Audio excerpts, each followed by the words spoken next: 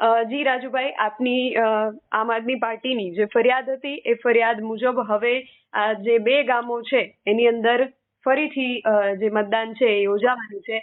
આપની સૌથી પહેલી પ્રતિક્રિયા. જી નિધિબેન, તો અમારી જે ફરિયાદ હતી, આજે જ સવારે ગોપાલભાઈ ઇટાલિયાએ જે ફરિયાદ કરી એ ફરિયાદ મુજબ 9 થી 10 બૂથ એવા હતા કે જ્યાં બોગસ વોટિંગની ફરિયાદો આવી હતી. 4 થી 5 બૂથ એવા હતા કે જ્યાં 90% આસપાસ વોટિંગ થયું છે.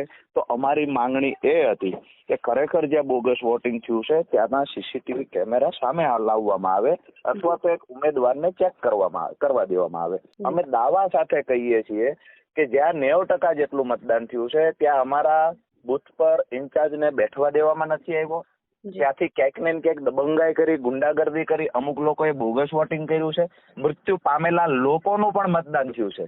જો સીસીટીવી કેમેરા ચેક કરવા દેવામાં આવે તો અમે કમ્પ્લીટલી પુરાવા આપવા તૈયાર છીએ. આજે જે માત્ર 2 બૂથ, એક માલીડા અને 111 નંબરનું બૂથ છે નવા વાઘણિયા, જ્યાં ગઈકાલે ભાજપના ગુંડાઓએ પ્રિસાઇડિંગ ઓફિસર સાથે મારામારી કરી, બૂથ ક્રેપ્ચિંગ કરવામાં આવેલું અને ત્યાર પછી મતદાન અટકાવાયેલું હતું. તો જ્યાં મતદાન અટકાયું હતું ત્યાં જ માત્ર 2 બૂથ પર ફરી વખત વોટિંગ કરવાની વાત છે. અમારી માંગણી હતી કે 8 થી 9 બૂથ પર ફરી વખત વોટિંગ થવું જોઈએ.